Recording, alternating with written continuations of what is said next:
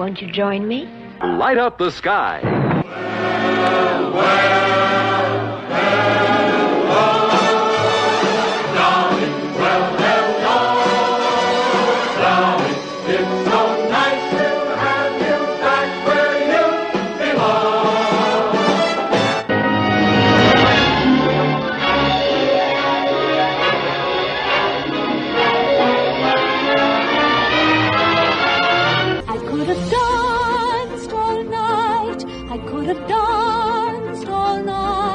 I could have danced, danced, danced.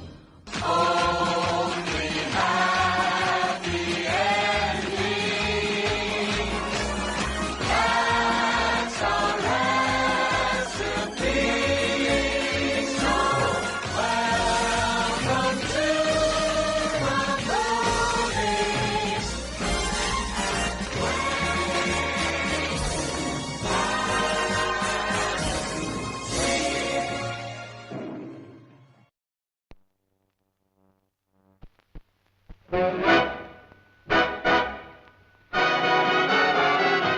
We're just two little girls from Little Rock. We lived on the wrong side of the tracks. But little rocks or square rocks, these gals must have their rocks. Diamonds are a girl's best friend.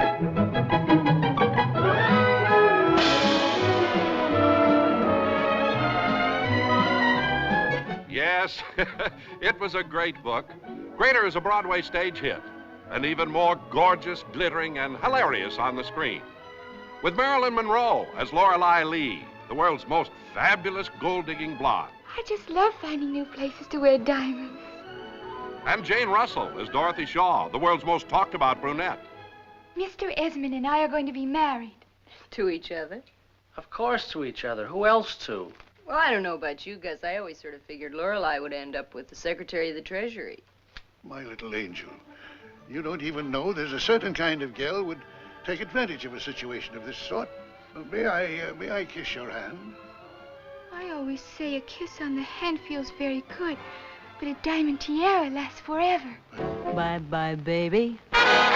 Remember you're my baby when they give you the eye.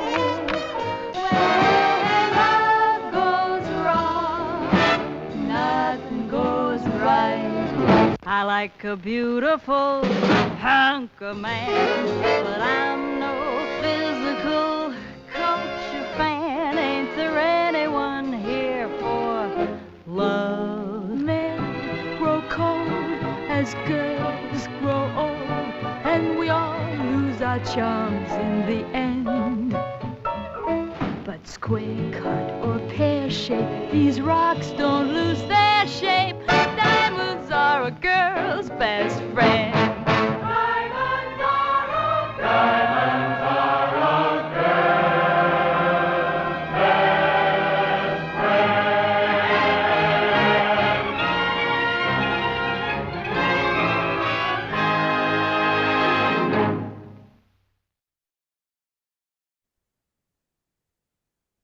Well, hello everyone. Welcome back to the OK Classic Cinema. We are back with our classic reviews of films. We're switching gears for just 1 minute, because we forgot to memorialize one of our favorite actresses from the Golden Age, Miss Marilyn Monroe, whose birthday was a week or two ago.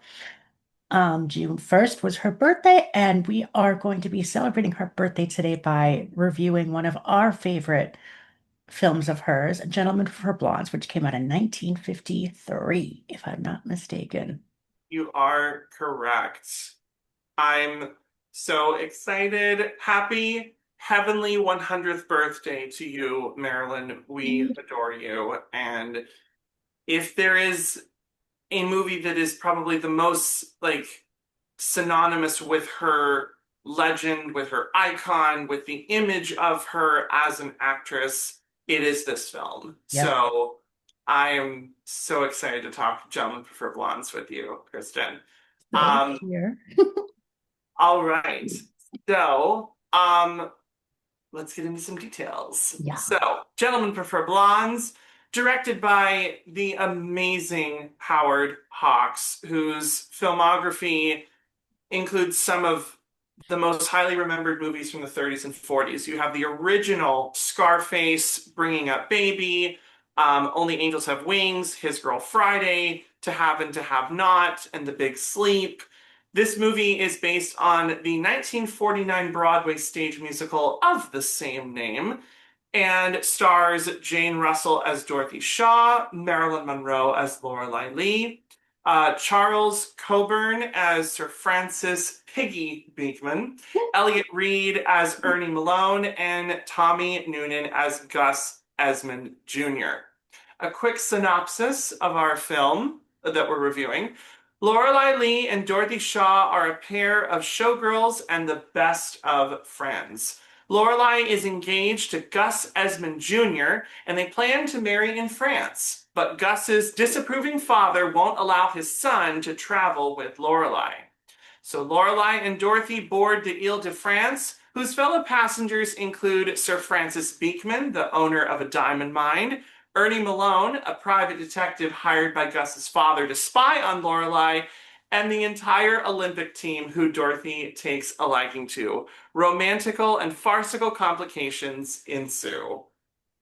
The film was released on July 15th, 1953, made on a budget of $2 million, making $5.3 million at the box office. It was the seventh highest grossing film of 1953.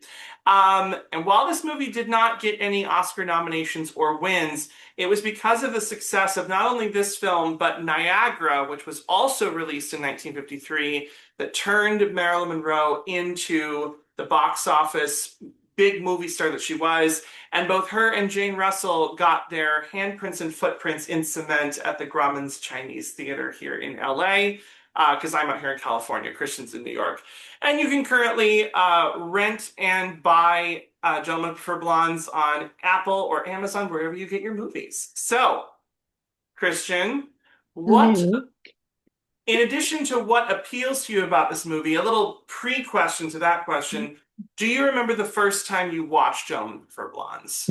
Yes, I do. It was approximately 8 or 9 years ago. A friend of mine at the time introduced it to me as we were doing a little Marilyn Monroe deep dive. Mhm. And ever since then, I was floored. I was transported. And yeah, I was just awash with classic cinema. And then that's kind of what sparked the need to create this podcast. And it's one of the main reasons why I wanted to discuss this film, because I feel it's the most iconic view of classic cinema, and it's one of the best films that I think ever made. That is high praise. Mhm. I love that. Um, well, I've talked about her before and I'll say it again, but my wonderful grandmother who introduced me to Turner Classic Movies, uh, I remember we were looking through because my grandma, she always used to get the TV guide, like the physical TV guide that would Yep. let you know what was coming up on the channels. And she'd always look at Turner Classic Movies of which ones to show me. Because just for some personal context, my grandmother moved in with my family when I was in seventh grade. My pappy had passed away, and my grandma didn't want to live by herself, so she moved in with us. And therefore, I had this amazing classic movie fan who had introduced me to Singing in the Rain and American in Paris and all the big ones from MGM and everything. And she said, "Oh, Gentlemen Prefer Blondes is one of my favorites." And so I remember watching it with her and just being like, who is this amazing actress? This is Marilyn Monroe. I mean, I've heard of the name, but this is her. And ever since then, I have been, like I said, wanting to watch all of her movies. I still have this premium collection DVD box set that she gifted me. And I've seen probably more than half of the movies in here, which I'm very happy for. Thank you, Grandma. And yes, a big appeal and draw, of course, is Marilyn herself. I just think that this is not only one of the two movies, like I said, that came out this year that made her a star, but I think that sort of solidified the persona that she, as an actress and as a woman, perfected, that Hmm. audiences then latched onto. Because in Niagara, she's playing a very like sexy, seductive femme fatale, and then in Gentleman for Blonde, she's playing this bubbly gold digger, slightly ditzy, but I think that she has I think that people don't give her as much credit for being as smart as Lorelai is, and of course how Hmm. Marilyn was, because Marilyn, of course, famously said it takes a smart brunette to play a dumb blonde, and Yep. Marilyn and Norma Jean Mortensen herself was a natural brunette Hmm. before they dyed her hair blonde. But yeah, and you know me, I love a classic movie musical. And when I discovered that this was then based on a stage show, I was like, well, I want to know what the stage show is like and everything. And when I think it was in 2012 that Hmm. Encores did a production of Gentlemen for And Blondes. Megan Hilty played Lorelai. Yes, this was right after the first season of Smash, and she Hmm. went on to do Lorelai. And I found a bootleg of it and I watched it. The musical's very different from the film, but it's so fun. It's just as like bubbly and zany, even more bubbly and zany than the this movie is. But yeah, the entirety of Gentlemen for Blondes is just it's a fun romp. It really, really is. That's the best way to describe it, I think. It is. You're completely right. I mean, when I was rewatching it yesterday, I was just brought back to when I first watched it, and it was just, it's one of the main reasons why I love this film. It's, it's campy, it's rompy, it's no short of male vestibules, if you know what I'm talking about, especially in that scene where everyone's working out. I'm like, hello. We will get to that scene when we talk about queer analysis, but yes, I know exactly what you're talking about. Um, but yeah, I wanted to ask you Yes. before we get into a queer analysis of specifically this movie, since it is her birth month, Marilyn's 100th birth month and everything, and the Academy Awards Museum has put up this incredible exhibition that's had I wish I lived in LA I and I know would be able to see this exhibit because I would die. I would I die and then I go to heaven and then I come back. I have been fortunate enough to go to the Academy Awards Museum a couple years back. My boyfriend heard that they were doing a Wizard of Oz exhibit, and so he got me tickets, and we went, and I got to see the ruby slippers in a glass case right in front of me. I got to see Judy Garland's dress, and I got to see Bert Lahr's mane and Margaret Hamilton's witch hat. And I'm planning a Oh. pilgrimage out there again with my friends to go see this exhibit because I'm Right. showing my friend group Marilyn Monroe movies who also love her. But I want to talk just and sort of ask this question to you and to our wonderful listeners out there. Mhm. What do you think it is that makes Marilyn Monroe a gay icon? Oh my I know gosh. it's a loaded question, but It is a loaded question. I mean, after I watched this movie, I subsequently, because I know I watched my week with Marilyn during that same time. And um it was then that I started to get into a very, very big Marilyn deep dive. I Mhm. have about maybe 9 or 10 biographies on Marilyn. Like books. They're huge books. Um, and what I feel makes her a gay icon is her sustainability and her iconography. You can't turn a corner without seeing a painting of her or a mural of her Right. around the city or even at a beauty shop or a nail salon, something like that. It's like you can't have beauty without either A, Audrey Hepburn or Marilyn Monroe. It's either one of the two. And it's kind of funny how they have been cemented with the image, excuse me, and the sort of personification of beauty, if that makes any sense.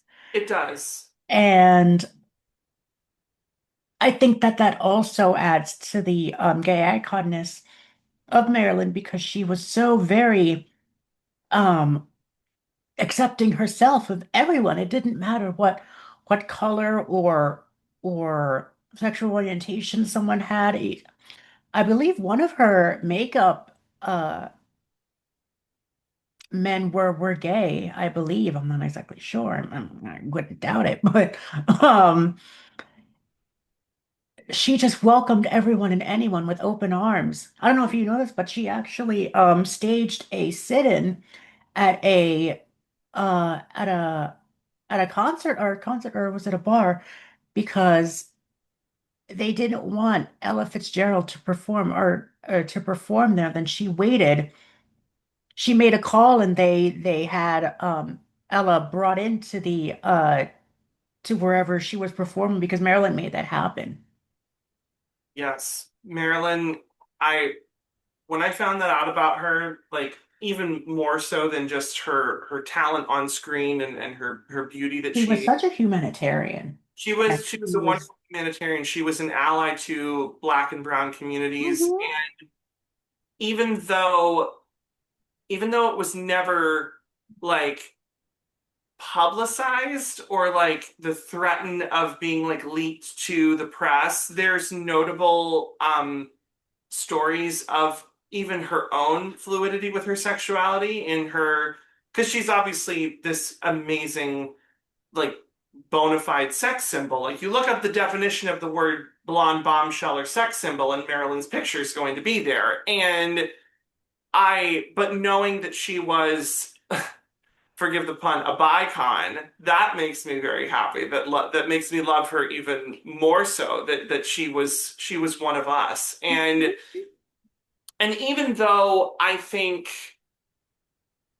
that Marilyn she didn't have the golden vocal cords of Judy Garland. She didn't have that grandeur, long career that someone like Joan Crawford or Betty Davis had. I think that the what she presented in terms of her femininity and also the strength that she exuded behind the scenes, Mhm. and knowing what we know now of how she struggled. She went through a traumatic upbringing. There was mental illness in her family with her mother and an absentee father, but she persevered and she owned her sexuality when she was becoming famous. I think it was the year of the 7 Year Itch. Um, the photos that she had posed nude for became public, and people were freaking out about it in her like management team because they were like, "This is going to ruin your career." And she goes, "I was broke, I was young, and I own it. I am not ashamed of it. It's like this is what I did to keep the electricity and keep the lights on." But she goes, "But I'm proud of it, I loved what I do." And I think that her image has obviously been replicated from here to Kingdom Come. Everybody, like, I mean, Madonna famously did an homage to this movie with Diamonds Are a Girl's Best Friend and Material Girl, and the sewer grate scene. That white dress has been replicated in so many photo shoots and everything. But I think, to answer my own question, I think that what makes her an icon is not just the beauty on the outside, but the beauty on the inside. And like Mhm. we have said, there is a strength in women that gay men love, not just for the physical beauty, but for what they go through, what they've owned, and how even in a patriarchal society, they persevere and they keep going. And we lost her at a very, very young age, unexpectedly, but her memory lives on and her body of work lives on. So, speaking of, let us talk about specifically the queer reading of Gentlemen Prefer Blondes. So, Where would you like us to start? Where would you like to kick off this section of our discussion, Christian? Upon this You know recent what? rewatch, what did you notice? I'm going to let you take Oh, the mantle first. So you tell okay. me All right. what your queer analysis is of this whole film. What moments jumped out at you? Well, one of the things that I noticed upon this recent rewatch that I actually really appreciated, it's a very subtle moment in detail, but I just love the way that the use of the word girlfriend is just Hmm. so casual throughout this movie. And obviously, it's in 1953's context, it was two women being friends with each other. That's your girlfriend, and you're looking out for each other, and they're girlfriends who care about one another. But I also would go so far as to say that I think that the most genuine, loving relationship in this movie is actually between Dorothy and Lorelai. I think that the Hmm. men are they're just I think they're set dressing for the Yep. most part. I think that Dorothy and Lorelai are the true love story of this movie. This female friendship is amazing. The fact that they will go to any lengths to help each other get out of a bind is incredible. And the genuine love and respect, and how even if one may not agree with the other one's like decisions that they make or anything, they don't cast them aside, they don't throw them out of their lives or pass judgment on them. There's unconditional love between Dorothy and Lorelai, and that's what I noticed in this film. And it made me then also, with that in mind, when we get to Diamonds Are a Girl's Best Friend, the song on the surface level is obviously about how like fleeting moments with men can be nice, but diamonds are a girl's best friend. That's the Hmm. title and the reoccurring theme of the song. But to me, I would say that the diamonds are a metaphor for that person or people in your life that are your chosen core family, that are the Hmm. girlfriends or the best friends, your good Judys, your fellow queens, your besties, and your girlfriends or your boyfriends that will never leave you. That's why they are diamonds, and they're precious, and they are something to be valued. And I love that production number on its own. I think it's so great. It's obviously iconic for a reason. Everything from Marilyn's dress to the choreography to the male ensemble to the female ensemble to the lighting. Um, my favorite moment in that entire uh, uh, musical number is when she hits that position where she throws her arms up and then the Yep. And lights. then that white spotlight just comes down on her.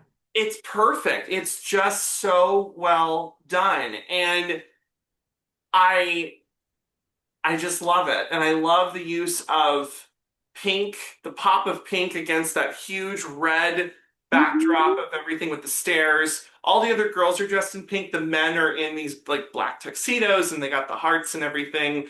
But it's just, yeah, like I said, I see that song now more as a metaphor song than anything else. And then but to go back uh, a couple scenes and a couple sections into the film, the Olympic team, like you, for our listeners, Christian just fainted. Yes, I did. They, I am so thankful to the costume designer who did that because You to put, weren't, those pants they're wearing are very, they're not you even know, pants, they're short shorts, they're they're short shorts. They're tiny short shorts. short shorts, and they're But they're nude colored. And it's yeah. like, oh, okay. So are they Ken dolls or what's happening? That is and I can't help but notice I'm like that is a deliberate choice because Yep. you could have put them in black, you could have put them in navy blue to match their like suits that they wear when they're like But it on was all it was nude. nude. It was nude color, and the fact that you have and yes, they are all white men. They are all like toned bodies and everything. But the fact that you have these hunks that are just doing amazing acrobatics, doing amazing tricks and flips with their bodies, the wrestling that they do, and they just don't. No one's paying attention to Dorothy, to poor Jane Russell. She's singing a song, "Ain't There Anyone Here for Love?" And these men just won't give her the time of day. And I'm Mama, you're barking up the wrong tree. You need to go find another group of men because these men are already entertaining themselves. They are. I was showing this movie again, listeners. I show my boyfriend every movie that I watch Oh with my God, Christian. what did he think? And I said in advance, I said, forgive me if I start drooling during the scene. And he goes, what? Why? Wait, what? Where? What? And he was just stunned. He was like, he was looking at all of them. And there's that moment where two of them are, it's on the like the gymnastics bar where they are literally upside down. And he's Yep. like, they're going to break their necks doing that. And then just like what I thought was so interesting was I couldn't help but notice I finally picked up on it that there were scenes that had to be censored because you could tell the intense close-ups on Jane Russell was because they couldn't do a wide shot because whatever was happening with the men wrestling must have been too much for the It censor. must have been. And it's so funny to just have this entire Olympic team dressed almost near naked like Ken dolls, like Christian said, just sweaty and moving around and jumping and wrestling and everything and doing and thrusting. And I'm sorry, I'm getting winded talking about this. God, where's your fan? It's that You gotta cool down, honey. that is camp. That is the campiest moment for me in this film is just so the absurdity of putting them in that sequence. And of course, Jane Russell's doing amazing. She's doing a great job. The song is great. I think that her performance is great, but you just can't take your eyes off of these men. No, you can't. It's not and you could have Howard probably could have very easily directed them to get distracted by her, but they don't. They don't lose their focus. And it's like that's also intentional. And I couldn't help but notice that upon this recent rewatch. And I have it in my fun facts, but I'll say it now. The moment that made my boyfriend's jaw hit the floor was when Jane took the tumble into the swimming pool, which was that was an accident. One of the Olympian dancer extras knocked her into the pool, but apparently Howard thought it was so funny, and Jane was also such a good sport about it. They were like, "We'll keep it. We're just gonna keep it in the movie." And then she gets picked up, and she's soaking wet, and she gets on these men's shoulders, and it's like to be her in that scene would just be any man's dream come true. But yeah, that was okay. So now I pass the mic over to you. Upon this rewatch for our episode, what were the queer aspects and elements that jumped out to you? I do have to agree with you on the relationship between Dorothy and Lorelai. I believe that there is a kindred spirit between them both. And I just love their camaraderie. I love how they're both there for each other no matter what. During that whole scene of them trying to get the the roll of photos. Oh, yes. And it's like, okay, let's just make the room hot and make sure that everything that he drinks is basically alcohol. Like 5 times Like that. equal points of vodka gin. And then she puts sleeping pills in it. She's like, 3 sleeping pills is too many. And I'm like, what? And I also love that moment when they're on the phone with each other Mhm. before that scene, and uh, Dorothy says, if we can't get this like or something to the effect of like if we can't get this film of the film camera out like between the two of us, we're not worthy of the name woman. And I'm just like, that is a great line. I thought that that was really um also I also couldn't help but notice this was the first time on this recent rewatch that I really noticed how often Lorelai uses the word daddy. And it's like, that is something that has definitely been adopted by the gay community in terms of speaking to older men.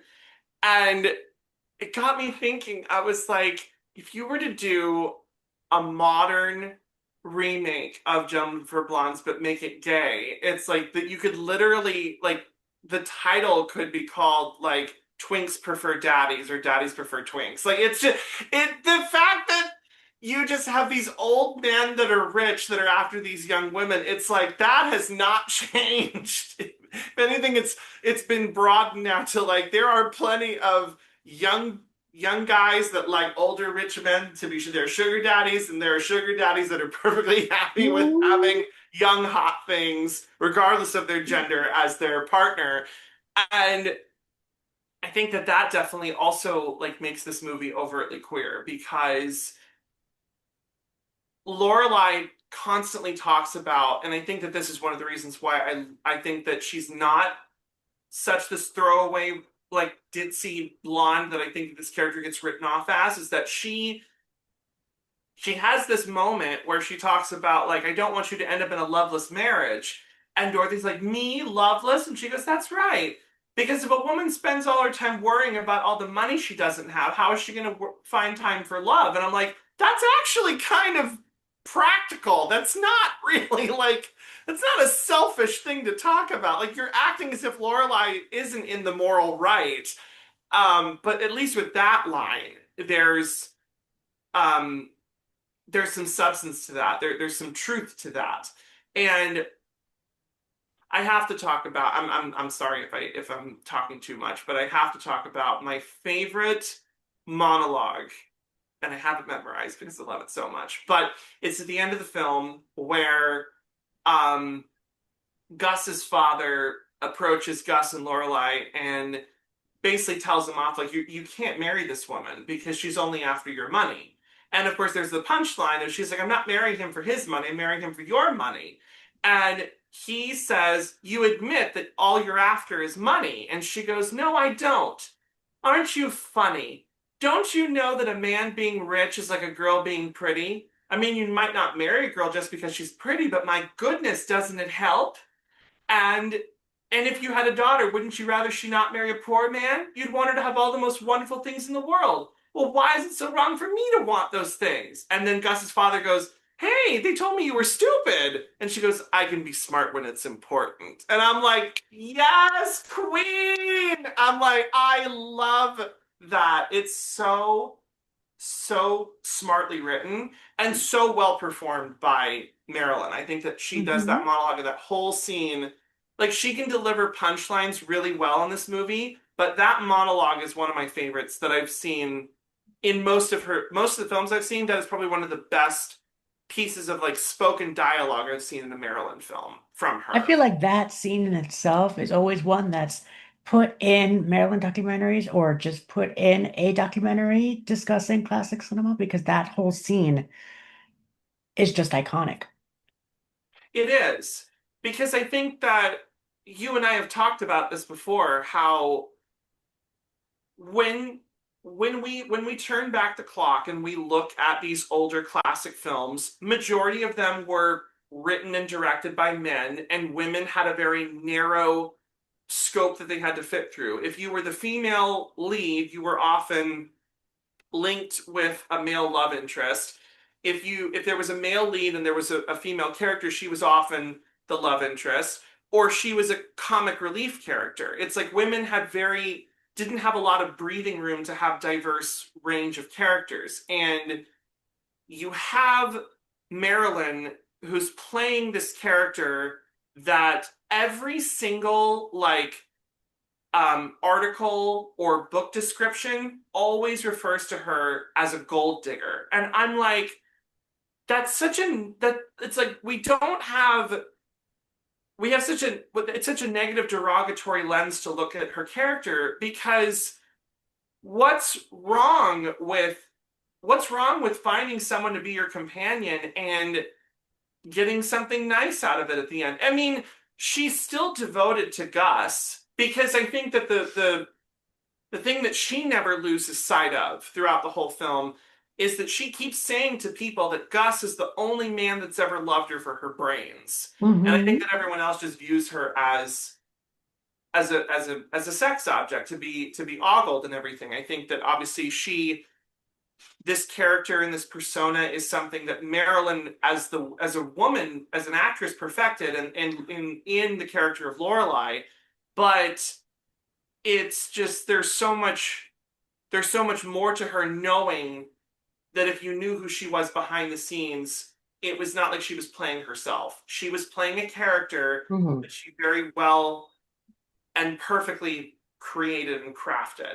And to the point where later in her career, she started referring to herself as Marilyn in the third person, because she didn't see herself when she would see billboards in Times Square of herself. She's like, that's not me. That's a character that I created. Like, I'm Norma Jean. That's Marilyn. And then she started to make that differentiation between it. But Marilyn, if you're wherever you are in this universe, if you're listening, like, I just want to say, as someone who has been a fan of hers for well over almost 2 decades of my life and time on this earth, I just applaud her so much, because she's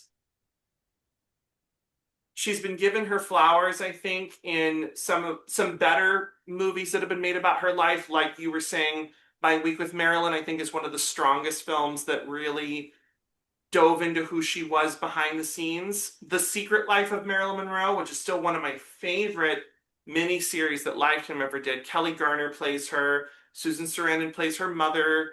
And we talked about in our a video when we discussed Feud how much I hated Blonde, because I think that it did a disservice to Marilyn as a person. And I think that she was somebody that wanted to be an actress and took everything and just took every experience as if it was something new and just kept absorbing it like a sponge, and wanted to be the best that she could be.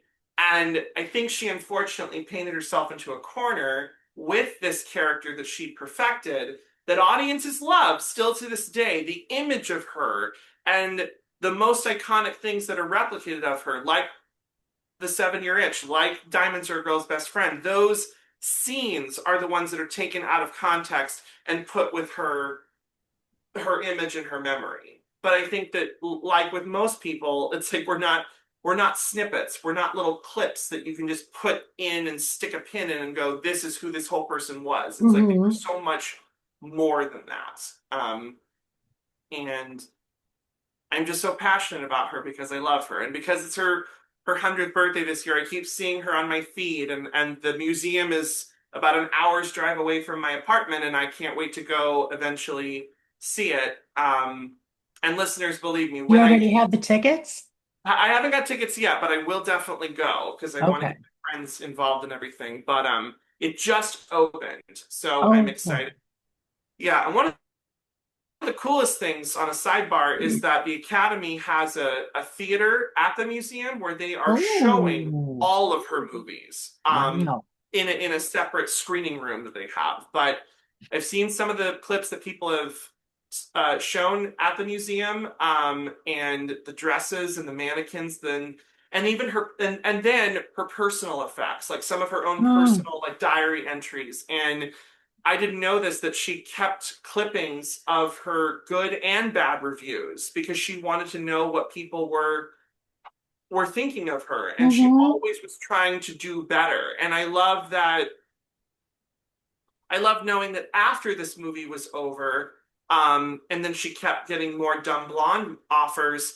She left Hollywood to go to New York because she wanted to join the actors studio. She wanted to take herself more seriously as an actress. And I think I love the fact that you and I talked about Some Like It Hot, which is also, again, one of her most iconic films, but done later in her career. So then to see her more, to see her earlier on, to see her just at the, like, sort of that spark moment of, like, what made her a star, and the fact that she's just so perfectly, like, we talked about this in Some Like It Hot, but even in this movie, the way that sometimes the camera just frames her, you don't want to look at anybody else but Marilyn. It's like she didn't even get top billing on this movie, but she is the star of this film. No disrespect to Jane Russell, but this No. is Marilyn's film. And I have thank you for coming to my TED Talk, everybody. But yeah, she means so much to so many people, and I understand where people like to, and I get it. I mean, it's like when someone is so objectively beautiful, and when you get put into that position of someone who is ogled for their beauty more than their talent. She has the opposite problem of Betty Davis, because we've talked about this. Betty Davis was somebody who was not didn't consider herself a glamorous actress. She was a But she character is. actress. She was somebody who fully disappeared into her roles. She was Yep. not a sex symbol. She was not a bombshell. Marilyn wanted to do more in her career. There were roles that she wanted to go after. I mean, But the only thing was that the studio didn't basically forced her to do these dumb blonde roles, and she didn't want to. She wanted more roles with more meat on them. She exactly. wanted to be taken seriously. She didn't want to be the butt of the jokes at every party. She wanted to be one of the greats. Like she wanted uh to be able to take on like Betty Davis roles or anything, even Joan Crawford, maybe not as dramatic, but she wanted to at least get up to that caliber. But unfortunately, the studio only saw her as a dumb blonde, and that's all that they put her in. Yes. And And that's what sort of made made me really want to go into a deep dive and figure out her psyche and all of this because as one can imagine, I'm sure it can be very deprecating and very uh scary to be at the foot of all these movie moguls and movie producers. And it's like every time that she entered a party, all of these producers just wanted to have sex with her. yeah, it, And it's just, that's taken sex symbol to another level. mhm. And it's it's just very interesting how she was able to finally get her own studio and be able to take advantage of the actor's studio and be able to learn under the great Lee Strasberg and understand what it is to be an actor and to not have that not only be part of your outer beauty, but have it be more of how it can be reflected in how you look at yourself. And I think Lee really took her under her wing, his wing, forgive me, um, to teach her those values because she was so personified as just, being a blonde and being, not being able to think for herself. Whereas Marilyn was very smart. She was very well read. She read every single day of her life. There wasn't a moment when she wasn't reading. She always preferred to have a book in her hand rather than having a script in her hand. I and I can't help but think that you and Marilyn would definitely be kindred We spirits. would have been best. We would have been best friends. I would have taken her to the when if I was around during her time in New York City, I would have been like, girl, let's go to some hole in the wall bookstores and find stuff that you'd want to read because I'd be able to show her some of those places, but If I could, and it's really sad how she wasn't even able to go out and do shopping because then she would be recognized and then it would just be so claustrophobic and so overwhelming. And it's exactly, one of the reasons why she had to go like in disguise with like a black wig and sunglasses. And it's like, I get it. yeah. I get it.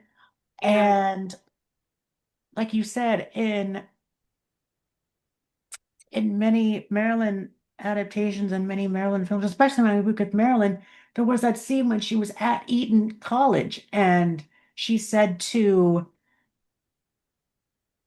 Eddie Redmayne's character, I forget his name. Colin Clark. What was it? Colin Clark. Colin.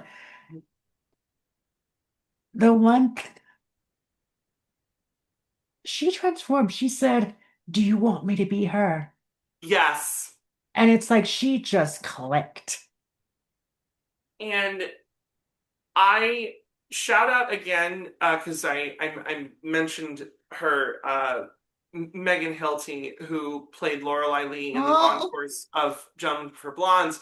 But when I watched Megan, when I've seen Megan in interviews talking about Marilyn when she was on Smash, the 2-season NBC drama that we love still to this day, yes.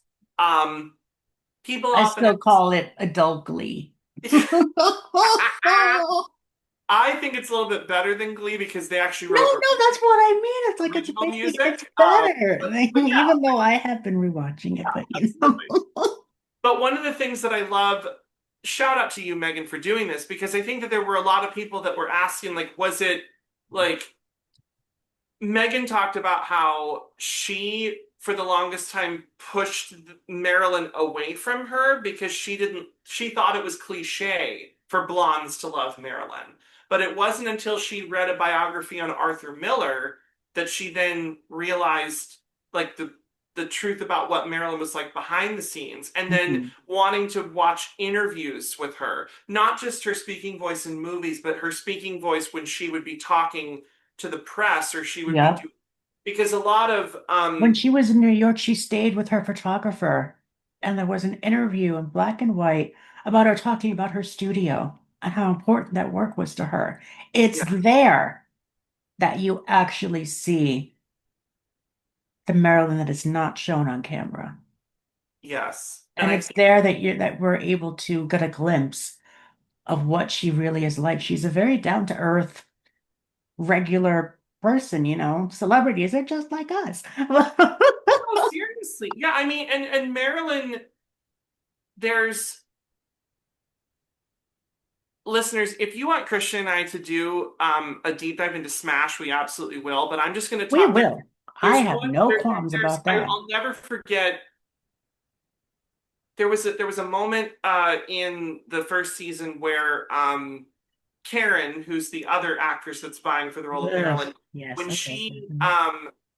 when Derek is directing her in a scene where Marilyn and Arthur are having a conversation, and he then hallucinates and sees her in the blonde wig, and Marilyn talks about how she just wanted to have, and she had always, and she herself said this in interviews in her biography and everything, how she wanted to have a family. She wanted to have children, and she wanted to be a mother, and she wanted to have somewhat of a sense of normalcy outside of being in the studio system. And I, it's, it just breaks my heart. And again, it's like you have, I see them often lumped in the same conversation, like around the topic of like stars gone too soon.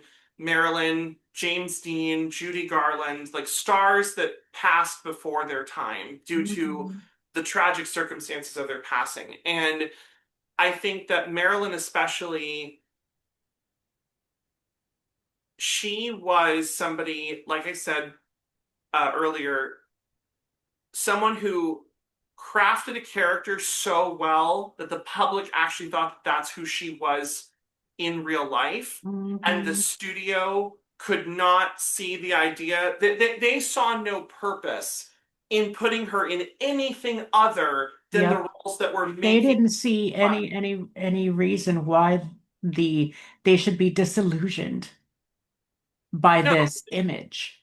they were like, this image is perfect. This image is making us money. She was That's all one they of the, cared about. That's all what and she was one of the TV most logos continue to photographed. care about nowadays. It's all about the money.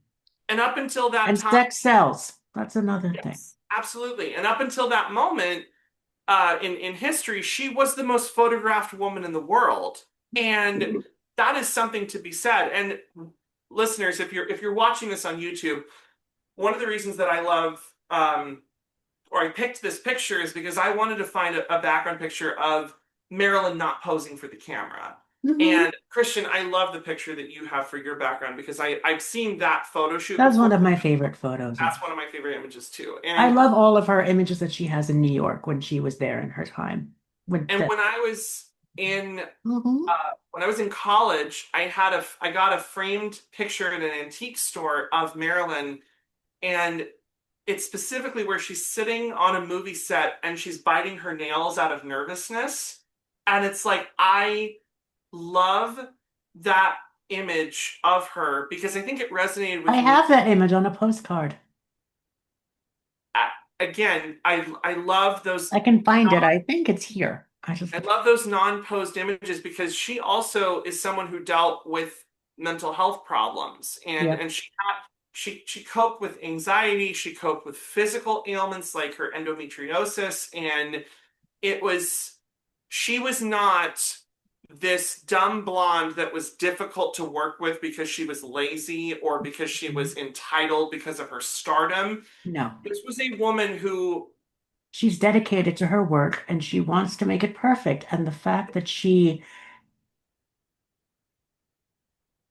I don't really see any problem with her wanting to redo a take if she didn't think it was perfect enough, if she didn't think that what she was doing meant anything. And the fact that you could see it, and we're gonna keep referencing My Week with Marilyn because they did those cut, can we run those again scenes. And it's like she just wanted to make sure that what she was giving her audience was nothing short of perfection. And I don't see anything wrong with that.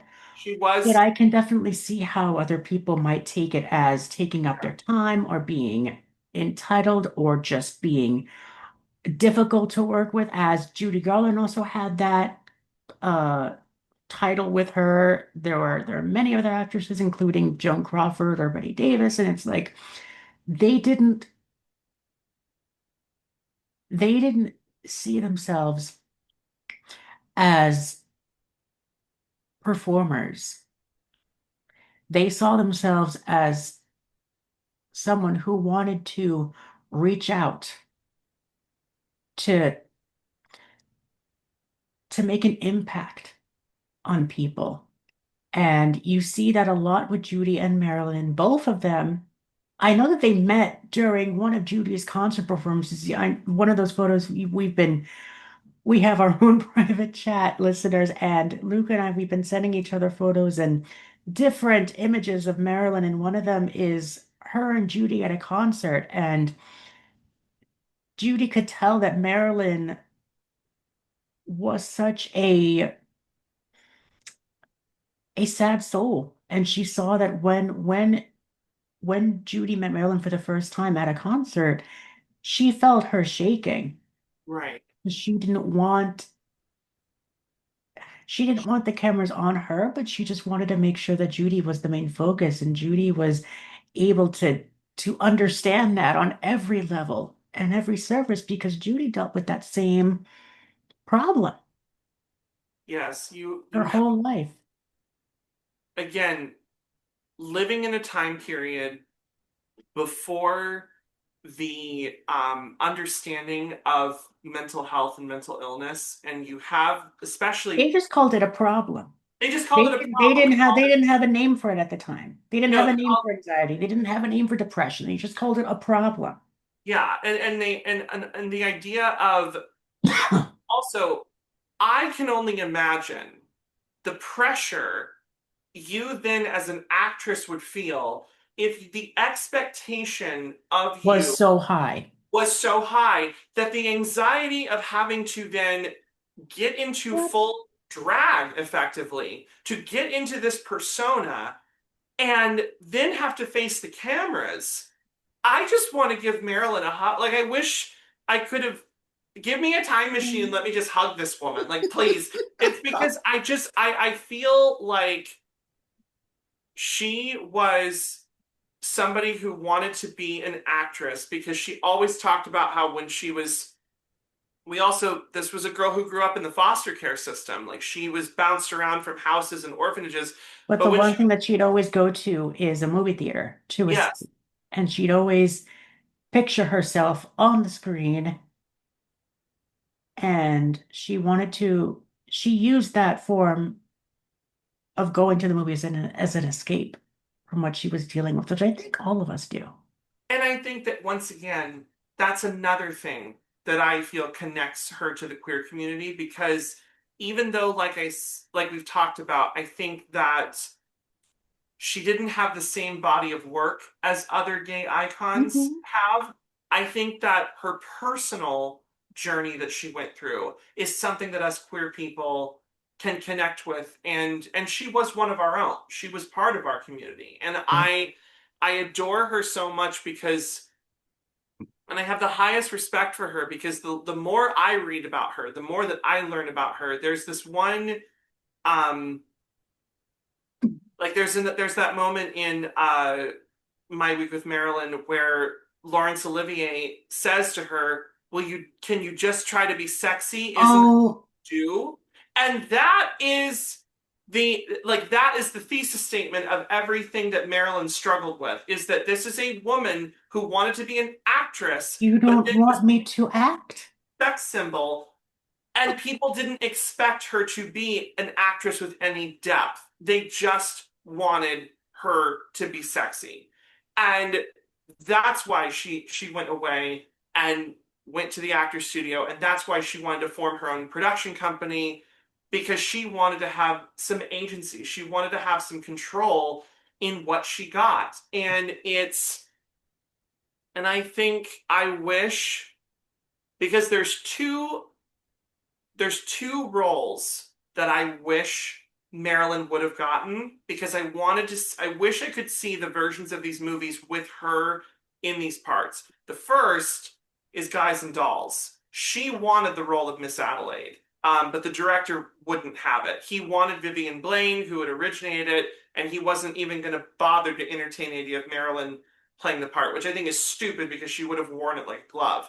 But the other one is Holly Golightly, because that was Truman Mm. Capote's original choice for Breakfast at Tiffany's. He based the character of Holly somewhat off of Marilyn because they were close friends, and the overlap that Holly and the real Marilyn share in terms of their stories are very similar. And he wrote it with her in mind for that part. And obviously they wanted someone more bankable. They wanted someone with name and someone younger, someone that wasn't going to be difficult on set, and I put it in quotations.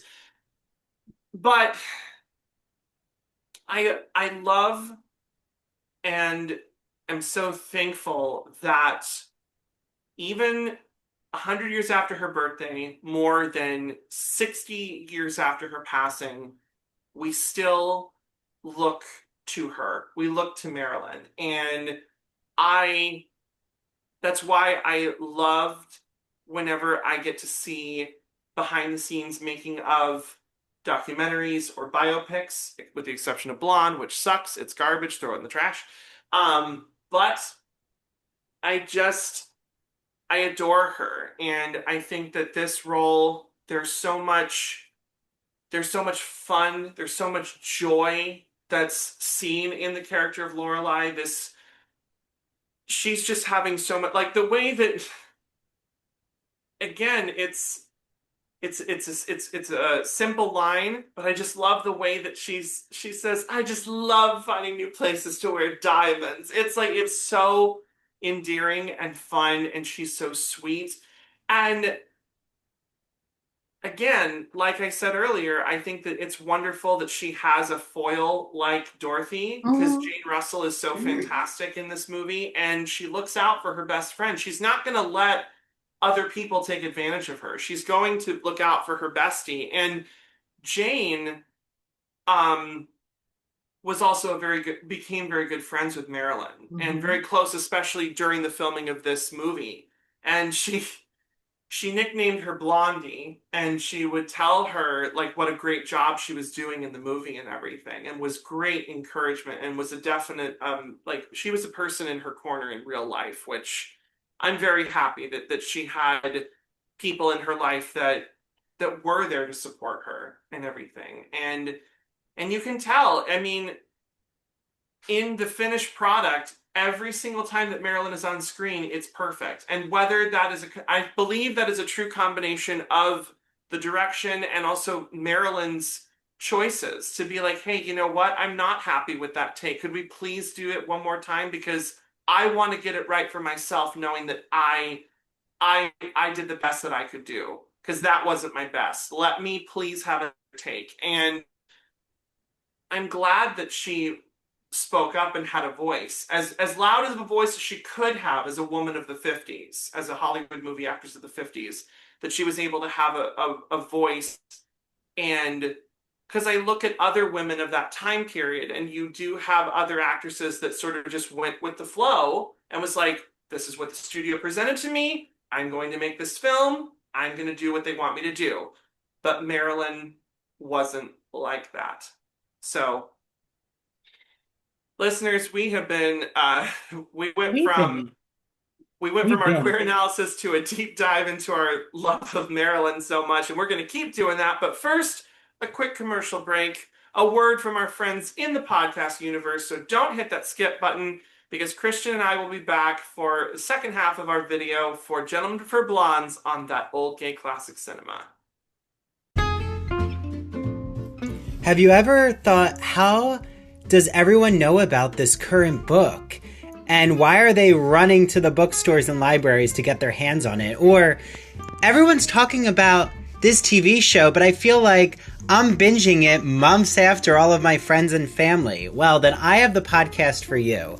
Hi, I'm Dr. Andrew Rimby, the host and director of the Ivory Tower Boiler Room, an arts and culture podcast. We discuss here LGBTQ plus society and culture, literature, TV, film, true crime, academic conversations, and pop culture. You can listen to us wherever you get podcasts, specifically Spotify and Apple. Make sure that you follow us on Spotify or Apple, rate and review us, and follow us on Instagram and TikTok at Ivory Tower Boiler Room. We hope you enjoy the podcast.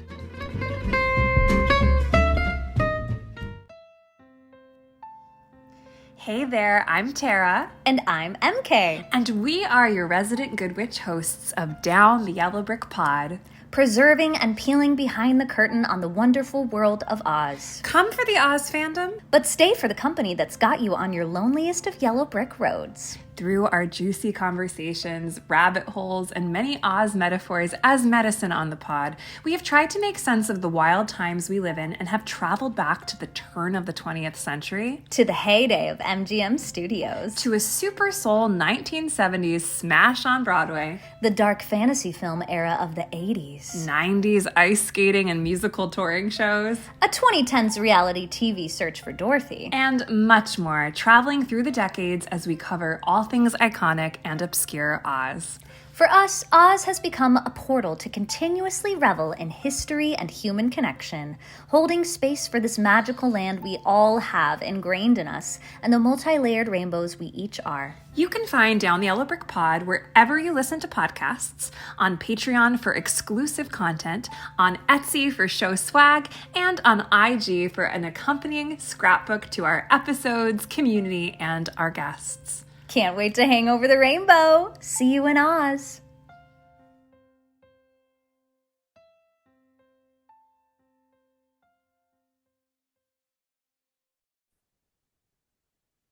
We here at That Olga Classic Cinema are excited to announce that we have recently partnered with the Gay and Lesbian Review, known as the GNLR, a bi-monthly magazine of history, culture, and politics targeting an educated readership of LGBT people and their allies that publishes essays in a wide range of disciplines as well as reviews of books, movies, and plays. Each issue has a theme, and its current issue, Victorian Times, explores some of the 19th century writers who first put legibly queer characters and actions on the page. For more info, check out their website at glreview.org. That's glreview.org. And when you subscribe, enter promo code at TOGC Choice. That is TOGC Choice for the March-April 2026 issue to receive it as a bonus copy. All right, guys, enjoy your reading and welcome back to the show. All right. All right. Shall we get into our fun facts and behind We shall. of the making of Gentlemen Prefer Blondes? Oh, listeners, this is of course my favorite section because I am a huge nerd. I have always been, and so whenever I'm given the chance to research the making of a movie, I love it. I just always feel so guilty being the one that hogs this section because I always want to ask Christian and our guests, like, do you have any fun facts? But when they're like, no, Luke, you can take the reins on this, I'm like, oh, dang it. Like, just, I don't want to be selfish, but I'm like, I do love this section, but I want to spread the love. I want to make sure that everybody gets if anyone comes with a fun fact, please share it before I just hog the mic for the next several minutes. But as I said earlier, this movie is based on a Broadway musical that opened in 1949, starring the amazing Carol Channing as the original Lorelei Lee, who my first introduction to Carol Channing on a sidebar was Thoroughly Modern Millie, and she will always do that. Although raspberries, which I can't wait. We should definitely do a video on that sound. That was such a fun musical. But when Fox bought the rights, Gentlemen Prefer Blondes, they originally wanted to have Betty Grable in the role of Lorelei Lee. And I don't know, I tried to do the research. I don't know what happened, but she turned it down. And then it was the success of, like I said, Niagara that shifted the studio in thinking, you know what, maybe Marilyn would be perfect for this part. And they were right. Absolutely. But despite the fact that the movie was called Gentlemen Prefer Blondes, Marilyn got not only second billing, but she was still getting her standard salary that she was getting at Fox, which was $500 a week, versus Miss Jane Russell, who was getting paid $200,000 a year to work. Funny enough, I believe when Jane found out about that, she fought the studio. Marilyn fought the studio hard for it because she was like, I'm the blonde. Like, I am the blonde of the Gentlemen Prefer Blondes. And there's actually, it's a moment that's dramatized in The Secret Life of Marilyn, where she is rehearsing the Diamonds Are Girl's Best Friend, and she gets a letter and she opens it. And I remember she reads it where they're like, while we accept and have agreed to your request of a bigger trailer, we cannot increase your salary. And she like crumples up the paper and she's all frustrated. So yeah, I know that Jane and Marilyn became very close friends on the set of this movie, but to walk in knowing that you were not getting paid the same as much as your co-star, I mean, women have been having a problem with equal pay for decades. And so, but good on both Marilyn and Jane for advocating for one another. Speaking of Tommy Noonan, we were talking about Gus earlier in the film, earlier in our review, and in an interview in 1999, Jane Russell said that Tommy apparently admitted on set that he did not like kissing Marilyn Monroe. And Marilyn overheard this comment and she burst into tears and proceeded to lock herself in her dressing room. I would do the same thing. That's very unprofessional. And it's so don't do that. when No, when your coworkers earshot of you. it's so unprofessional. I can't believe that he did that in front of her, and it took Jane and others coaxing Marilyn to get out of her trailer so that they could continue with the day of shooting. But shame on you, Tommy. That is just James, so on James. that that gives off the exact same energy as when Tony Curtis was asked about kissing Marilyn in Some Like It Hot, and he said it was the same like kissing Hitler, and everyone looked at him like, "Did you just say that?" And Jack Lemmon was like, "I heard him say it. I was right within earshot of him saying that," and everyone looked at him like, "What the hell just came out of your mouth?" And it, I Well, what hate. do you know about kissing Hitler? Has he ever kissed Hitler before? How does someone come up with that type of analogy for something? It's like what and then of course Tony Curtis infamously like backpedaled for years. He's like, I don't remember saying that. And I'm like, people Yeah, were there to sure hear you it. don't. Um, Going back to the costumes Yes. for Diamonds Are a Now, Girl's who Best did the Friend. costume? Because I always got confused. Yes. So Marilyn was supposed to wear a completely different outfit for Diamonds Are a Girl's Best Friend. She Yes. was actually supposed to be in almost, I've seen still images of it. There's pictures of her in costume. Basically feathers in her hair, long black gloves, and almost like a sequence see-through I feel like I've corset, seen that somewhere. and it's dripping in jewels, the but the producers were like, absolutely not, this is too revealing, it's too sensual, you can't wear it. And they were like, this is because it was supposed to create the illusion of a woman wearing an oversized diamond necklace, Yeah. but they were like, absolutely not, it's too revealing, so they vetoed it, and then the costume designer redesigned it, and now we have the iconic pink number. Mhm. And even though the song features the word diamonds in it, Marilyn was wearing Swarovski crystals in her necklace, on her hands for the bracelets and everything, and it still turned out absolutely perfect. I think that it's the this second go round dress is actually much better than the original. Yes. It almost kind of reminds me. It gives off the like how they changed the look of Dorothy for the Wizard of Oz, how they wanted her to be a strawberry blonde with this long wig and like starlet makeup before they went back to the pigtails and the true blue and white gingham. Sometimes the first costume doesn't work and the second one turns out to be iconic. And so I love that. And then continuing with Diamonds Are a Girl's Best Friend, our good friend Marnie Nixon. Not that she's a friend of the podcast, but she's been discussed as the ghostess with the mostest, the ghost voice of several movie musical stars. The studio initially approached her with the idea that she was just going to dub over all of Marilyn's vocals. And even Marnie was like, that does not sound like a good idea. And there were some of people behind the scenes that were like, what are you talking about? Like if Marilyn's voice is fine, it's perfect for this. Like sure, she can't hit some of the high soprano notes, which is what Marnie ultimately ended up doing.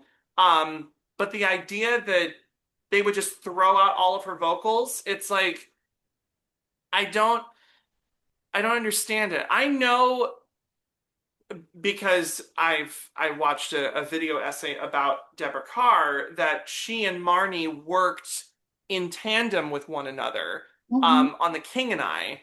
Not only that, And but she was also her singing dub for An Affair to Remember as well.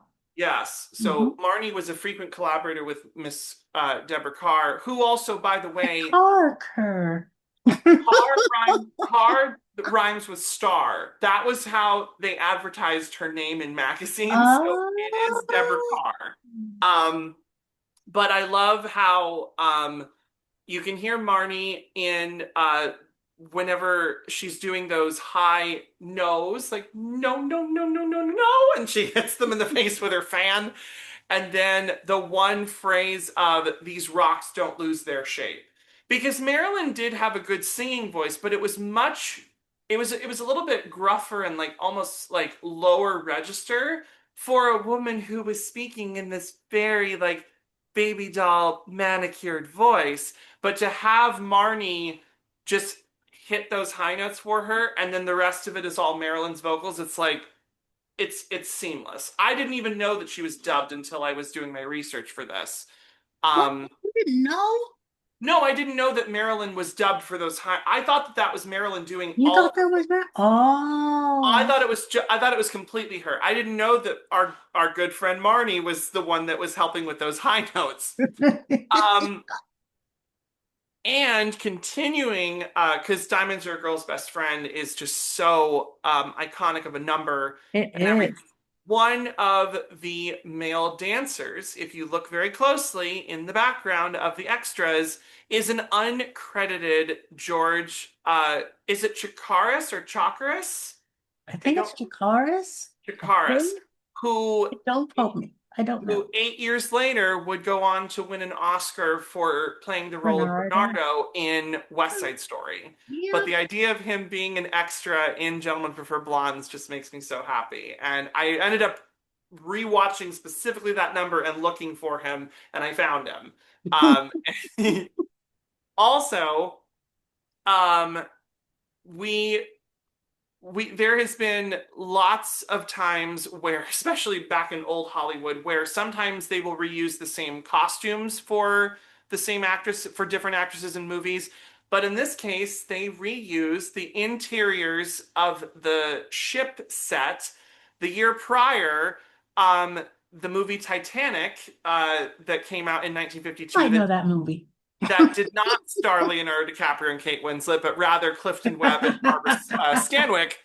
They used the same interior ship model for the corridors and Yep. the stateroom and the dining room where And Lorelai. boy, was that huge. That was a humongous set. It's incredible. And then Especially that huge dining room. yeah, that dining room is spectacularly like I it don't just know how that would fit on an imaginary boat, on a fictitious boat like that. you'd I'm like, have that to alone you would would sink the boat. you'd have to basically blow out the ceiling so Have that you. you ever been on a cruise ship like that? Is Oh, that what that is? I mean, I think that sometimes the way that you either have to like build upward with the decking so that you have like more room to work with, Hmm. but as somebody who is a Titanic historian and a aficionado, like knowing the layout of ocean liners like that, like they, especially when we got to the 30s and the 40s with specifically ships like the Ile-de-France, they were built with these huge like vaulted ceilings to let in more fresh air and natural lighting, because one Hmm. of the criticisms of ocean liners of the early 1900s was how stuffy they were. Hmm. um and how they didn't have good ventilation. But starting with the Titanic and later other ships like the Queen Mary and the Ile-de-France, the breathing room got better and the dining rooms got bigger and ballrooms were built on board these ships. And yes, but still, for a movie set, it looks very, very huge. And I love the repurposing of the fact that we get to see that twice for the dining room scene and then for the wedding that takes place Oh, afterward. yes. Um, and also, I just want to say on a sidebar, with it being Pride Month, I saw someone took a screenshot of Lorelai and Dorothy together in their wedding dresses and said, "Happy Pride to these two lesbians." And I'm like, yes! I mean, it makes sense. They're walking down the aisle in matching wedding dresses, and it's like you're marrying your best friend. And I'm like, I love it. I think that that's so cute and so funny. So to whoever came up with that meme and put it on Twitter, you got a cackle out of me. I got a good laugh out of that. Um, but that is my fun facts and behind the scenes. Oh my Yes, God. which Well, I've always Lou, loved I to have do. had such a grand time talking about this film with you, and I cannot wait for next week. We're not going to give any spoilers because we're No, going to keep no it a spoilers, but surprise. listeners, But I think for our fun facts section, we're going to have to give the reins to our guest stars, we who are going to be on it. So you might need to take a little break from that. We're I going to will let them take the reins because they gladly take probably a know more backseat about it than seat. we do.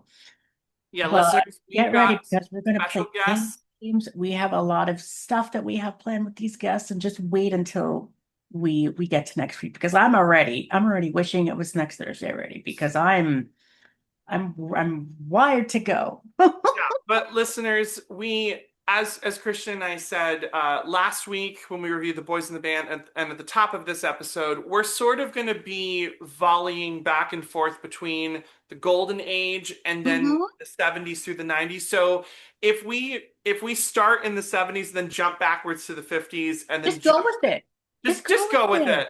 Because here at that old We're gay classic cinema, we're going to be talking about movies that we we're going to love talk about all of them. with people that we love. And you are not going to want to miss next week because we have some amazing guests coming on for a classic film that Christian has been foaming at the mouth to talk about. And I'm so I'm excited. sorry. I'm like an asylum patient when talking about this film. That's a little hint of a movie that we're going to talk about next week because our main character, goes to an insane asylum for like 5 minutes All right. and then But comes with out the other end. but with that, listeners, that one clue, that one little crumb, if You're you gonna can pick have to up you're gonna have to think. think hard, think hard. Use your thinking cap. Get in your thinking chair for that. Yes. But listeners, thank you so much as always for listening to us talk about Gentlemen Prefer Blondes. Happy heavenly birthday, Miss Monroe, because we love Yes. you. Thank you for becoming the icon that you were, and still to this day, us gays adore you. And um, for myself, your co-host Luke Del Mar, and our amazing creator of this podcast, Christian Garcia, please subscribe to us here on YouTube, wherever you get your podcast, Spotify, Apple. Follow us on Instagram and TikTok for all social media postings and Yes. updates. Um, and be sure to leave us comments, 5-star reviews, tell your friends and family about us and everything. And we cannot wait for next week. And stick around, by the way, for another YouTube exclusive of Christian and Luke's Corner. But until next time, bye, listeners. Bye.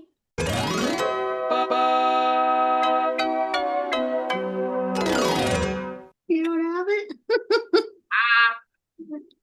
Hello, everyone, and welcome to our YouTube exclusive content of Christian and Luke's Corner, our bonus feature here on That Old Gay Classic Cinema, where Christian and I drop the background and you get to see a little bit more about what we're currently reading, books or What we're movies. either movies or shows that we're watching or rewatching or just whatever we're doing. You get a little bit of a behind the scenes of what we are like Yes, behind what the we're mic. like, what we're interested in and everything. We are recording this on June the 11th. So the Tony Awards just happened this past Sunday, which I You watched. have to give me a recap because I didn't watch it. I I should watched have, it but live. I didn't have any interest in it since I haven't seen any show on Broadway because they're expensive. So, Right. Make theater more accessible is yes. one thing. And they actually talked about that. Wait. Talked about making theater more accessible.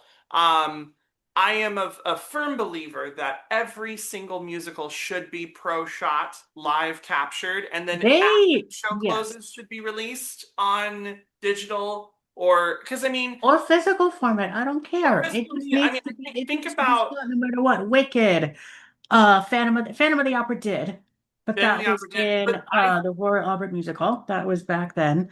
They need to do one of Chicago. They need to do one of Rent. They should have done one of well, they did do Rent. They did Roger and Hammerstein Cinderella. Just something, anything. That's just all the top of my head. Well, I'm very excited actually because next month, for 5 nights only, in theaters, Bleecker Street is releasing a pro shot of Hadestown, which is featuring the original Broadway cast that has Oh been my reassembled. God. The show, of course, won the Tony for Best Musical in 2019. It's running still on Broadway in London, and they have everyone back for this pro shot capture that's coming out next July, or this July, excuse me, next month. So I'm very excited to see that. And also, if you didn't see this, this happened, I think, about a month or so ago, but the revival of Merrily We Roll Along was put on Yes. Netflix. So if you have Yes. Netflix in America, you can watch Merrily. It's fantastic. I saw it in theaters for my birthday back in December when they had it in for a week. But as for books, I wanted to showcase this lovely coffee table book that I have, which is Marilyn Monroe Platinum Fox by Sydney de la Hose. And it is a wonderful photographic deep dive into Marilyn. It's got Did you get that everything. as a gift or did you buy that? Oh, I bought this. How I much bought this was for it, if you myself. don't mind me asking? Because it looks a little expensive. Well, this is back when I used to work at Barnes and Noble and got an Oh, employee so you discount. got a discount. I did get a discount. This is this amazing poster for Niagara, which is I have fabulous. never seen that film. That is on my TBW because I've I seen really it. want to It's watch that film. again, she looks so fabulous in She pink and looks everything. amazing. And it was No matter what film she's in, I always sort of uh mirror Marilyn with Princess Aurora from Sleeping Beauty. I don't know why. I don't know why. It I just, I mean, they're both blonde, they both look beautiful in pink. That's yes. but yeah, oh, this is get this shot right here. This is a great picture of her and Sir Francis Beekman, aka Piggy.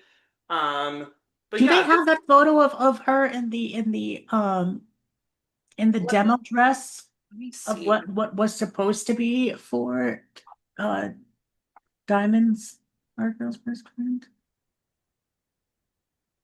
No, phooey. No, But darn. um, but I do like this picture. This is the orange dress that she's wearing, but this is her coming out of her I dressing. want that dress so This bad. dress is I don't so. want to wear it. I mean, maybe, but I would just have it on display. I've seen. I think I can't remember which drag queen from RuPaul's Drag Race recently replicated this dress. I know that someone did, and they looked fabulous in it. My Obviously, the dress is God. so gorgeous. But yes, so this coffee table book is absolutely fantastic for a photographic deep dive into all of Marilyn's movies. And then this one was very special. I couldn't believe this is still in print. But my story, this is Marilyn's Oh, autobiography, with the help of Ben Hecht, with a foreword by Joshua Green. Um, and those are all of her diary entries. this is her diary entries. This is her autobiography that she had a writer help her with it, but this is my story. This is the book that she wrote and everything for herself. It has some wonderful Find out where I can get pictures that. put in here and everything. I got this at Barnes and Noble. I did. It's still in print. Huh. So yeah, you can definitely pick this up at Barnes and Noble, Amazon, wherever you get your books.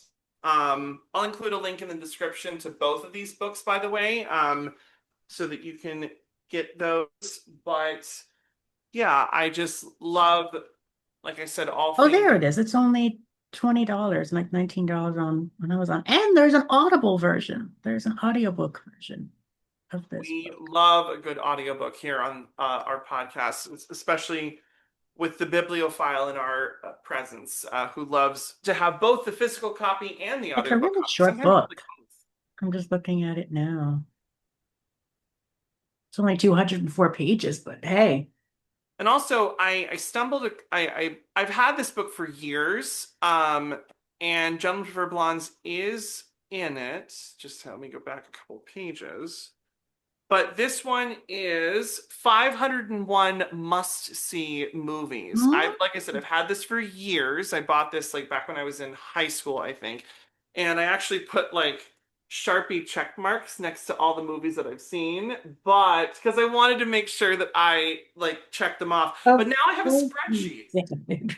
Now I have a digital spreadsheet of all of the movies, and everything that I've seen. But yes, Gentlemen for Blondes is in this list under the musical category. They have these movies divided up by genre. So it's everything starting out with action adventure. Then we have comedies, dramas, horror, musical, romance, sci-fi, mystery and thriller, war, and Western films. And again, that's Mm. one.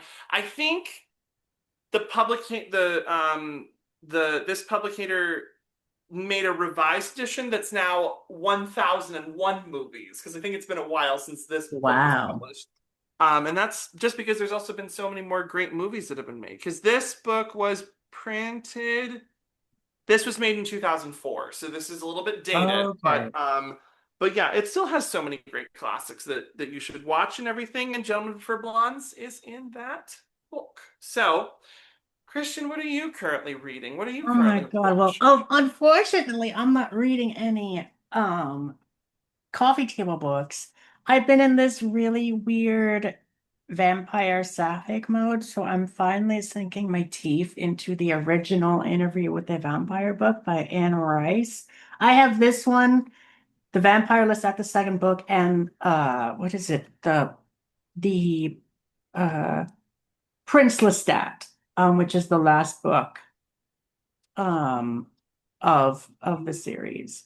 Um You'll have to forgive my ignorance, but I haven't read the book, and my only I'm hope, just starting with this. I'm only on page 27. So I'm taking my time with this because I know the new series is out, The Vampire Lestat, yes, on I AMC. know that. So I'm waiting to finish this book and then read the second book and then get into the series because I want to take my time. I also know that they made a movie of Interview with the Vampire in the With 90s. Tom Tom Cruise, Cruise and yeah. a baby Kirsten Dunst, And a who's bit, yep, amazing. literally. But then they're redoing the books as a television series, which Yes, you I have love it. have I haven't seen. okay. No, I mean, I've rewatched that show a countless amount of times, and it's one of my favorite interpretations of the books. Have you read other books by Anne Rice? I'm just curious. No, I have three vampire books, and I have one part of the Witching Hour, of the wave of the Wayward Witches. I think I have the last book in that series because I found it at a bookstore and I was like, oh, I want it because it was like only like $5 or $7, I think. So I was like, okay, I'll get it.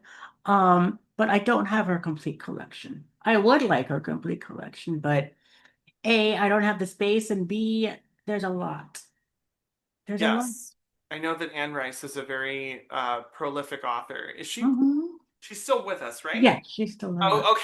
Thank goodness. I didn't want to uh this is I'm going to share a personal anecdote from, because I mentioned I used to work for Barnes and Noble. I worked there for a collective Hmm. total of 5 years. Yeah, 5 years collectively, on and off. And when I worked, this is before the pandemic. Um, I my favorite author is Agatha Christie. I love her books. She got me into murder mysteries, and I'd always loved mysteries like Scooby-Doo, and I read the Nancy Drew and Hardy Boys books, but freshman year was when I first picked up an Agatha Christie book, and I have about a dozen of her books on my personal library shelf over here. And when I worked at Barnes and Noble, we were always encouraged to pick out staff recommendations and have multiple copies on hand to give out to customers. And when I worked at the Barnes and Noble in Glendale at the Americana Mall, which is a very it's there's the Americana, and then there's the Galleria across the street, and there's a bridge that goes over the road that you can walk on to connect you to both sides of the mall. And it's not as popular as the Grove in Beverly Hills, but we would get celebrities that would come in. And there was one time that a particular celebrity walked in and with her husband, and I noticed them, and I walked over and I greeted them, and I was asking if they were looking for anything, and she was like, "Oh, I'm just looking for, like, do you have any good book recommendations?" And I recommended And Then There Were None, which is my favorite of Agatha Christie's books. And she said, "Well, why do you like this author so much?" And I said, she got me into mysteries, and I love her, and I got inspired to want to write mysteries because of her. And this person I'm talking to said, "Oh, well, I hope you get to meet her someday." And in my head, I'm thinking, well, I would need a Ouija board since she's been dead since the 70s.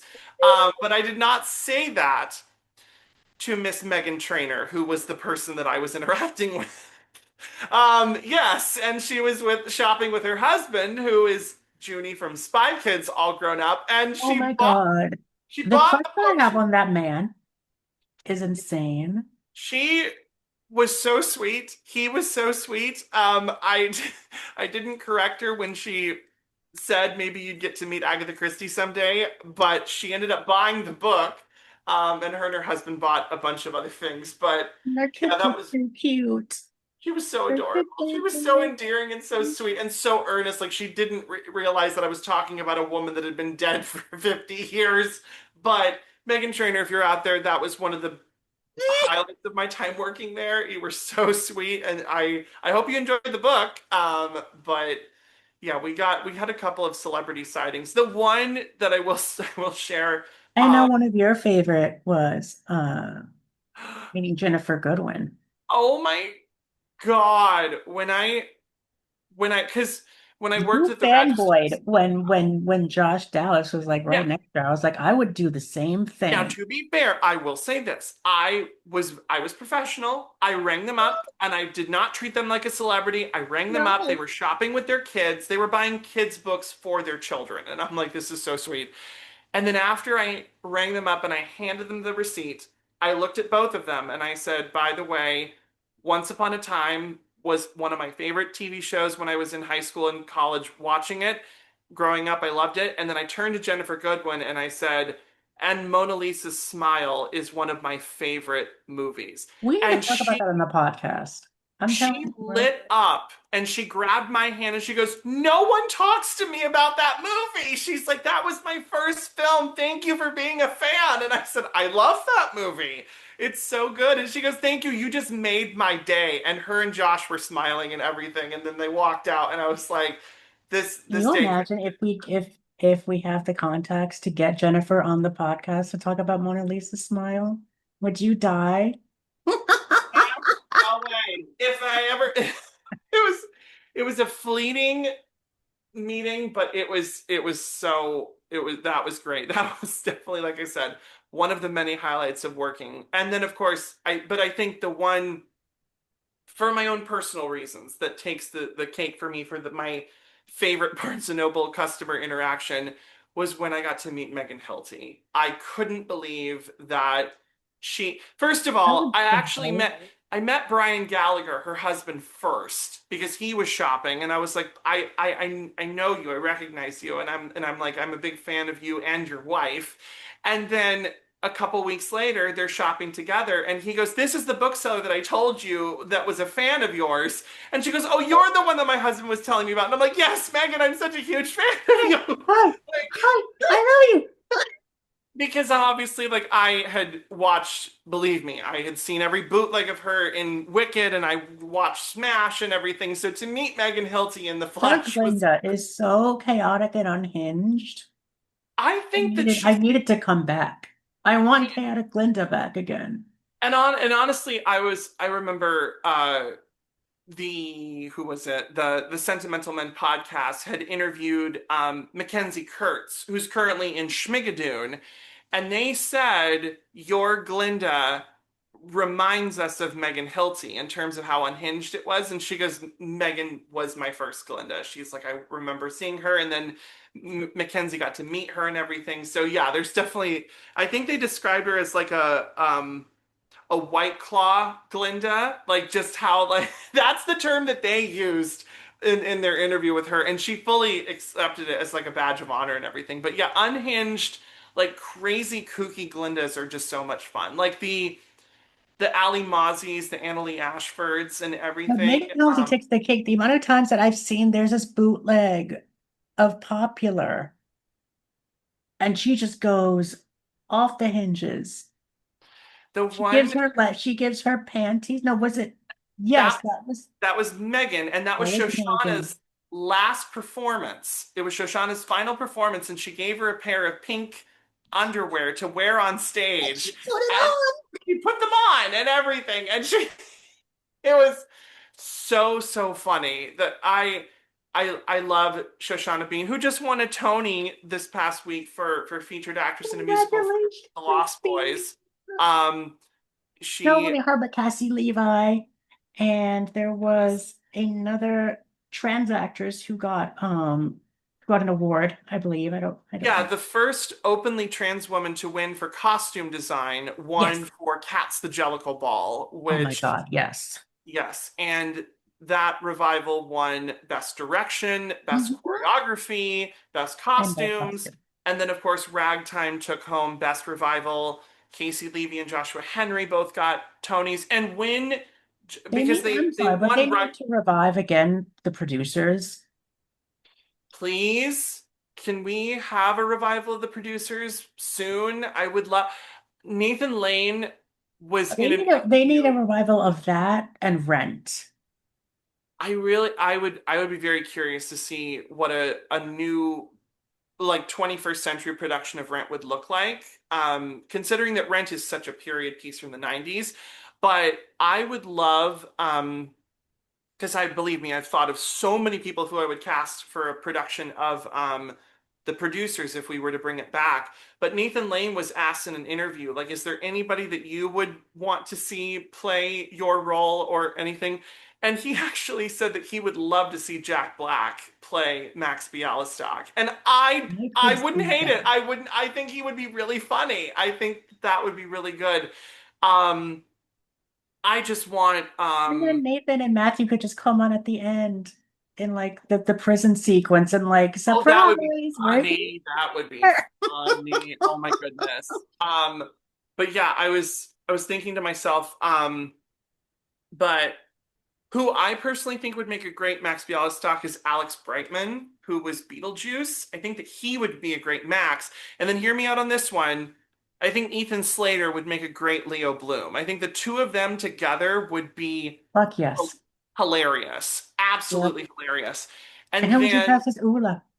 Mackenzie Kurtz. I think that she'd be fabulous. That's it. Yeah. That would be amazing. I want to see that Wait, who production would of you cast as Roger? And oh my God, Carmen. Carmen. Oh my Who would you gosh. cast? I want.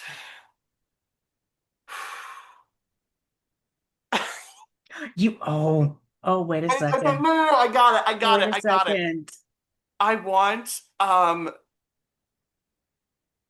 I want Alex Newell for I'm sorry, who? Alex? Alex Newell for either Carmen or Roger. I think that they would be good in either part. I think that One that more time, Alex Gould? Newell. No, I'm sorry. I don't know where my mind was. Because I would love to, Yes. because I wouldn't want them to be, I wouldn't want it to be a completely all-white cast. I think that having No. queer representation would be so important. And Gary Beach, of course, originating that Yeah. role he was so wonderful. And I mean, I showed my boyfriend the producers and he really thought that it was great. He thought that it was very funny. And I think that the movie gets a We lot of should talk flack. about the movie. We Um, should. I think that we should, if that's for one our of my listeners, favorite movie musicals. it's Oh, so good. I would actually really love if we could do like a comparison if we reviewed the original I've 60s never version seen the with Zero 60s version Mostel and Gene before. Wilder, and And then we we do talk a about verses, like we do a. yes, we Mhm. can talk about a progression of it and everything because I love that original Broadway cast reassembled for the movie, with the exception of Will Ferrell and Uma Thurman, who are both amazing in the Oh film. yeah. They steal it for me. Like they're really funny.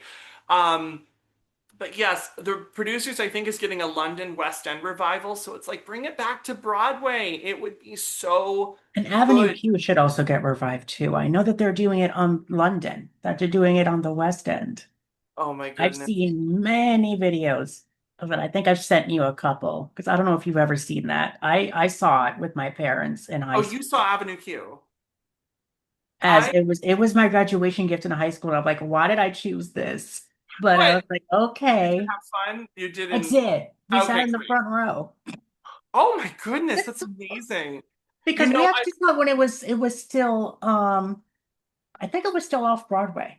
but Okay. it was in like a very secure venue, so it was like a very secluded thing, so it was like very tight. Um, so but I I forgot, there's one other book that I'm reading. Oh It's yeah, please. A Secret World of Briar Rose, which is written by Cindy Ooh. Cram, who's a YouTuber. She did this. This is a queer sapphic retelling of Sleeping Beauty. Oh, say no more. You've got me hooked. It came out like 2 weeks ago, I believe. And the design on the sides of the book are just too I gorgeous. love it when publishers decorate the spines and the pages. It's And so like when you open up the thing, it's like that. And I'm like, it's like a fairy tale book. It is a fairy tale book. having But this that. is a queer sapphic retelling. So I'm like, you get LGBTQ representation up in this shit. You get sapphic, you get magic and romance. I'm like, this is what I need. This is what the world needs right now. Right, bitches. Especially from a YouTuber. That is so. I cannot wait. How far into that book are you? I'm also in a book club, so I'm trying not to read too far into it because I don't know how far anyone else is, but I just got to chapter 7. Okay, I love So that. So, my goodness, that's so exciting. Well, listener or viewers now, thank you so much for coming into Christian and I's corner, where we went from talking about Maryland to musicals and books again and everything. yes. But this is what we love. I mean, we're passionate about so many different things, and so we And wanted. talking about any difference, I think maybe you wanna now that we're in our little secluded part of the podcast when we're not the podcast anymore, do you want to tell our viewers what we're going to talk about next week? You know, We're not under the guise. as much as I would love to do that, I actually want to keep it a You want to secret. keep it a secret? Okay, never I mind. do, Never I mind. do, Never I mind. do. See, I didn't Because even give yeah, any hints Christian, this time. I didn't want to give any hints because you gave one clue I about, did. but Everyone has to put their thinking caps on for that because yeah, that's a clue. yeah, you're like, what movie takes place in a mental asylum? And it's like, For okay, five we're minutes. gonna leave you with that. And until then, we will see you next week with, like we said, two very special guests that are going to be joining Well, us. three. Three, excuse me. I lost count. Three special guests, which is crazy. Myself and Christian will be back next week with a brand new episode. But yes, we're not going to give away anything else. As much as we want to, believe me, we are so excited about next week's episode. But We have games fun, we have activities, we have a lot planned. So we're hoping that you guys enjoy just as much as we loved um curating this whole thing for you. So stay tuned for next week's episode of That Old Chaotic Cinema. And we will be back next week with a brand new episode. So stay tuned.